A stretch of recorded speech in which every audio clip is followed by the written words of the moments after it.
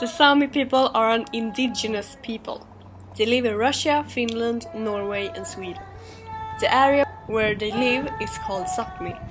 Sapmi is the north part of the globe, from the Russian Kola Peninsula in east to the Swedish area called Dalarna, more south.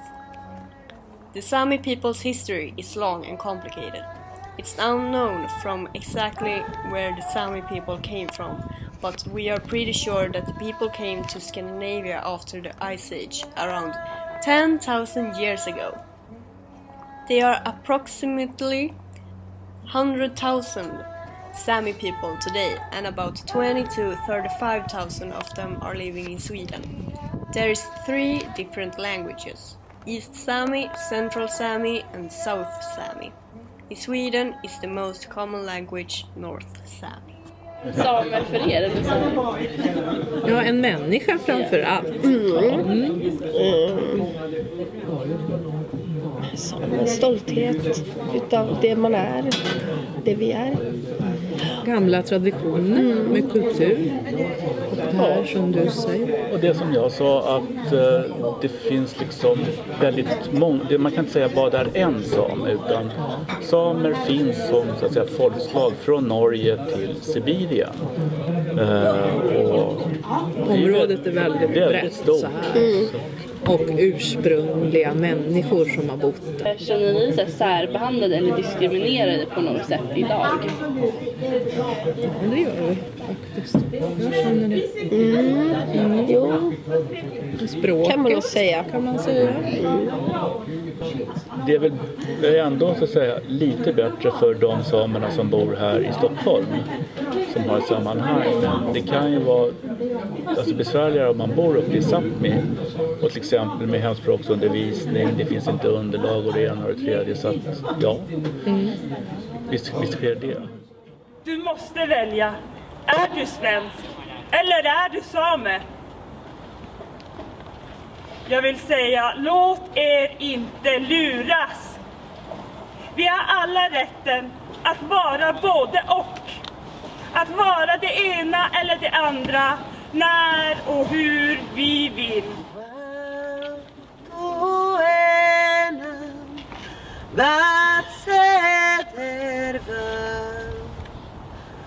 That's in vägen lättar påskor och stämmer låses. Frågan om språket. Samiska, var kommer det ifrån? Hur låter det? Kan jag säga någonting kanske? Du kan. Kan jag låta prata samiska? Nej, eller? jag kan inte. Jag kan bara några ord och några meningar. Okay. Ja. Men jag kan säga, hej, mitt namn är Katarina. Hej, Munamale Katarina. Och jag är 40 år gammal. Målen Mjäljeloki Jagibores. Kan ni berätta något om er klädsel? Jag säger typ, säger man folkdräkt eller? Ja, eller kolt. Vad den symboliserar. Kläder. Ja. Traditionella kläder. Och den är ju väldigt färgstark och olika från olika delar av det här språkområdena och kanske lite i familjer också, hur de lägger sina band och så. Och sen så går det ju band. Den här lät jag en släkting sy upp när jag skulle ha min vigsel. Så jag ville ju ha lite silver och guldtrådar. Och det är ju någon släkt. Ja, hon tog som man brukar lägga i släkten. Sen är det väck här bak också i det hela. Och så kan man ju ha en liten mössa och de kan se lite olika ut också.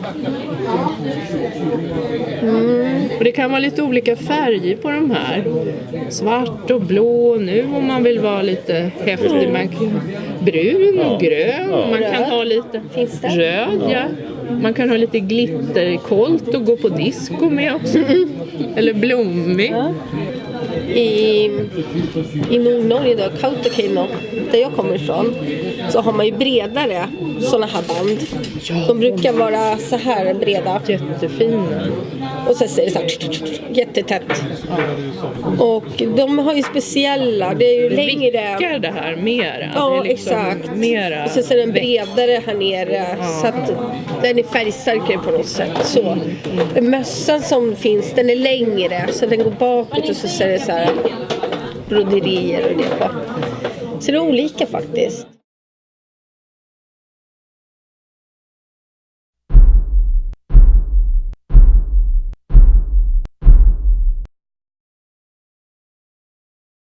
Hello.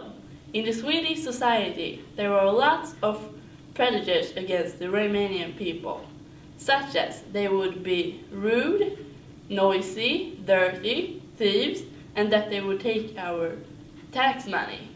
But are those prejudices true, or is it just a rumor that was made because they were different?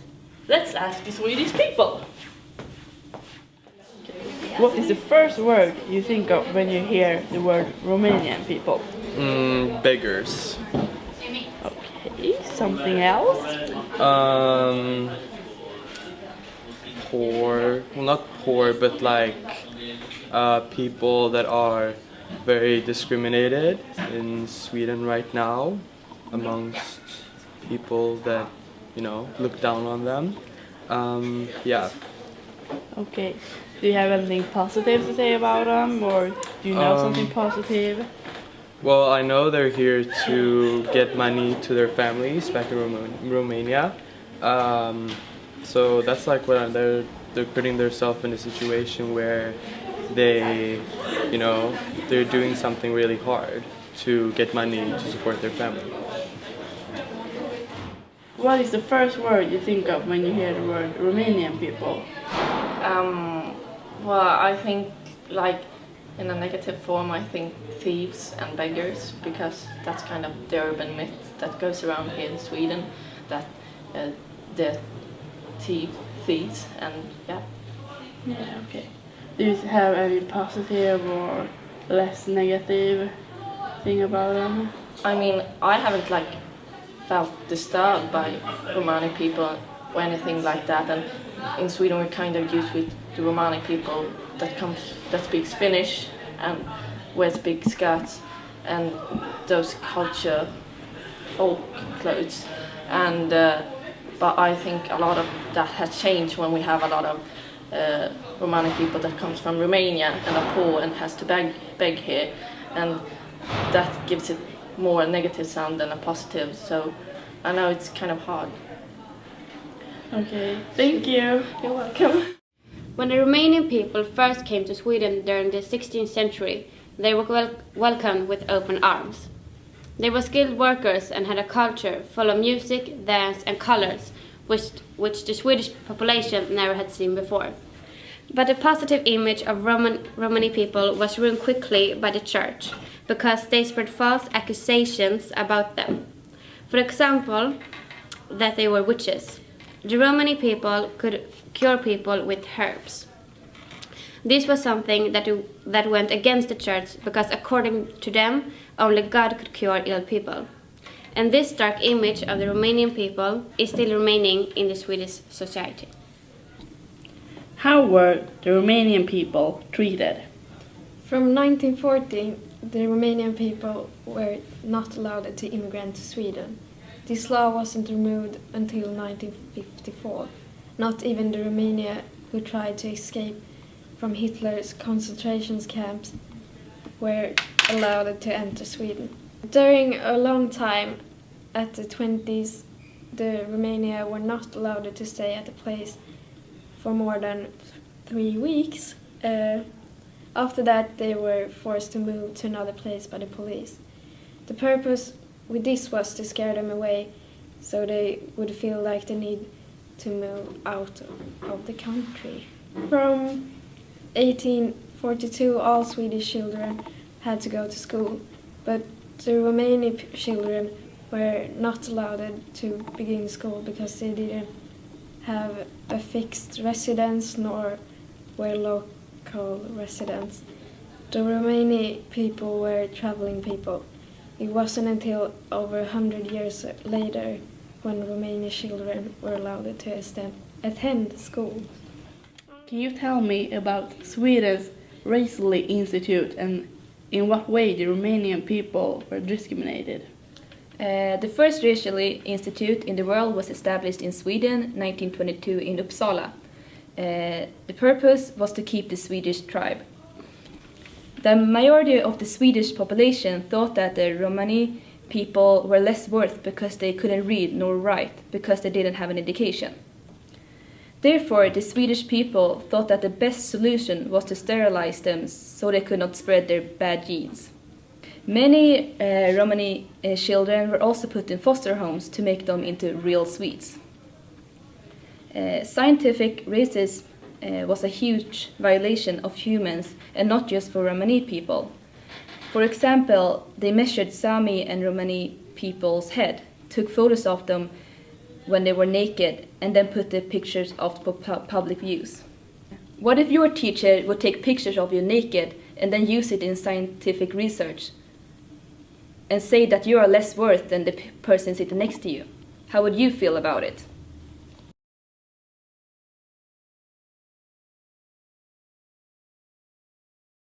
Sami and Romani people have similar standards of living because none of them have a fixed residence. But a lot of the standards of living is about to disappear since the odds for the traveling people have changed. Today they want a permanent residence and work like the rest of the Swedish people.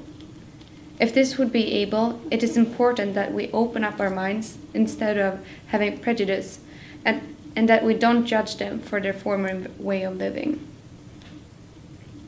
What has been done can never have been undone, but it can be admitted. For example, the church has apologized to the Romanian people as they were one of the biggest threats against them. The Swedish government has also apologized to the Sami people for how they treated them throughout the history. Thank you so much, guys. I learned so much. By admitting our history and mistakes, we can hopefully prevent and stop the discrimination that continues today. Humans are too easily influenced in a desperate situation where survival instincts immigrate. It is therefore important that we know about our past so that the major mistakes are not repeated. Thank you so much for listening. We are the ones